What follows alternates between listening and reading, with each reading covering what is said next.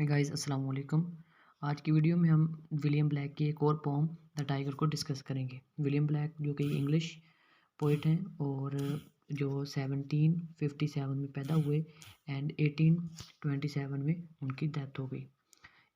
इस पोम की बात करें तो इस पोम में टोटल 6 स्टैंजा हैं और हर स्टैंजा क्वार्टेन पर मुश्तमिल है, तो इस हिसाब से टोटल 24 लाइन्स हैं।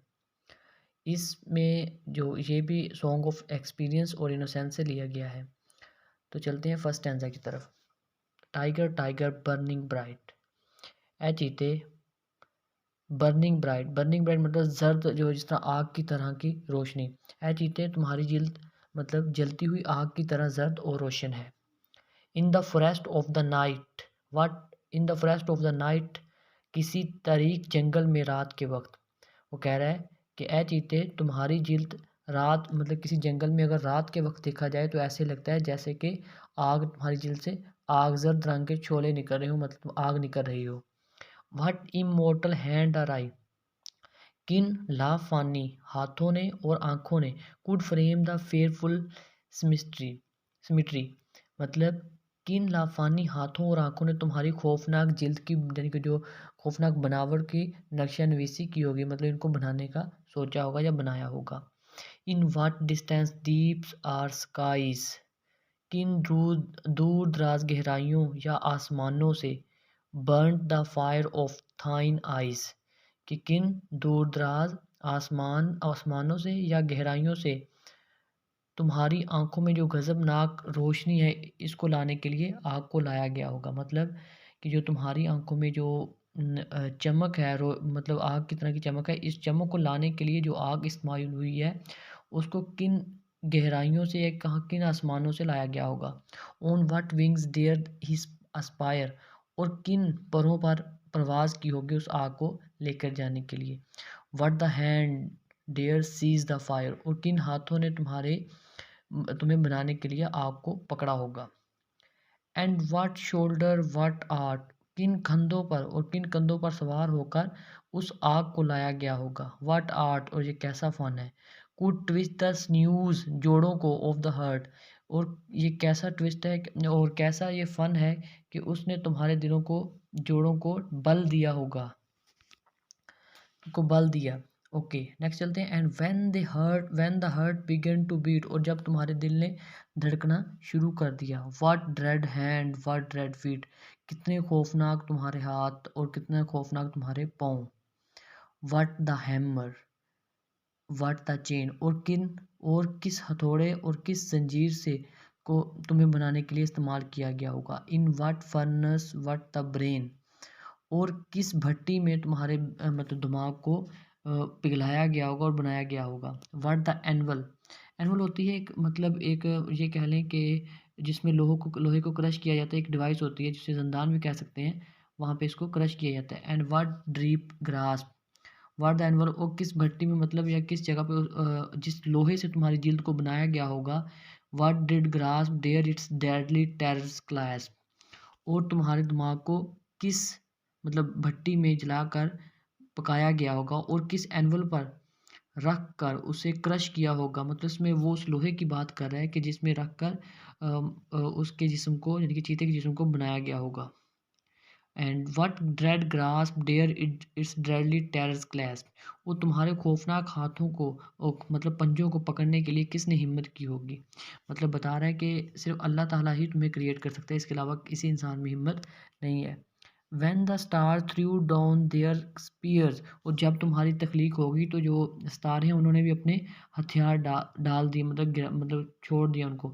And watered heaven with their tears, और पूरे आसमान को या जन्नत को अपने आंखों के आंसुओं से उसको सराब किया।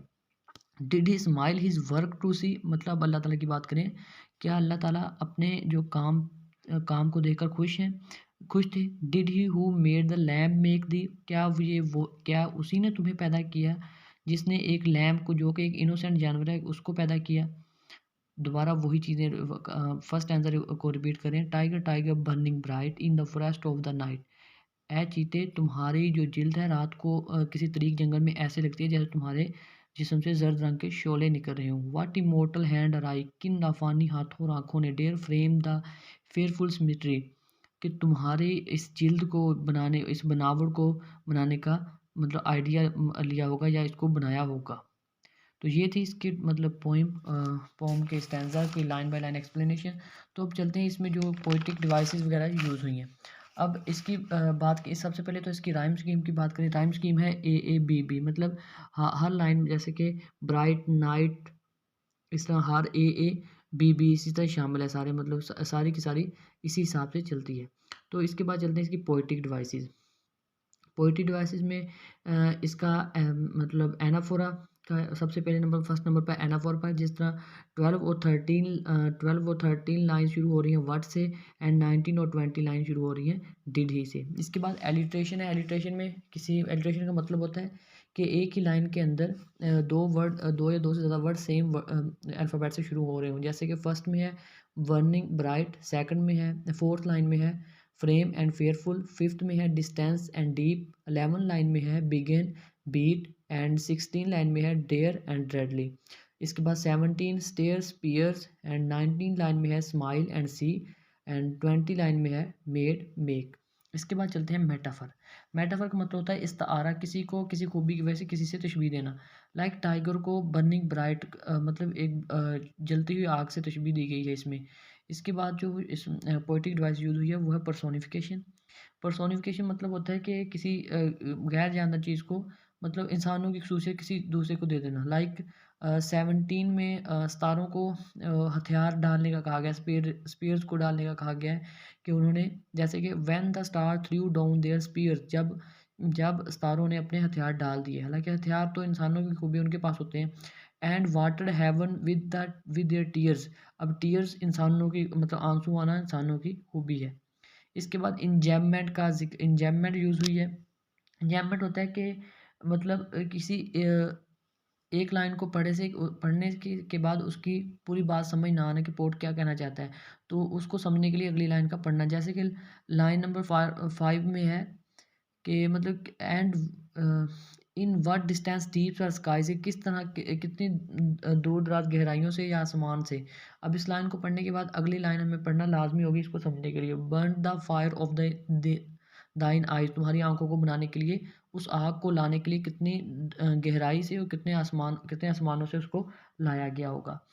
इसके बाद पैराडॉक्स है। लाइन नंबर इसकी 20 देखा जाए, उसमें तजाद पाया गया है कि क्या उसी खुदा ने तुम्हें बनाया है जिसने एक लैम्प को, एक इनोसेंट जानवर को बनाया है। इसके बाद हाइपरबोले का, हाइपरबोले पूरी की पूरी पोम में इसमें हाइपरबोले का मतलब एग्जैजरेट करके बताया गया है। इसके बाद बात करें अपोस्ट्राफी की, इसकी जो फर्स्ट लाइन है उसमें पोइट ने डायरेक्टली मुखातब किया, लाइक टाइगर टाइगर ए चीते। इसको डायरेक्टली जब किसी को मुखातब करते हैं तो उसको हम अपोस्ट्राफी कहते हैं। ये थी पोइम। अगर आपको पोम पसंद आई हो या तो इस वीडियो को लाइक ज़रूर कीजिएगा। अल्लाह हाफिज़।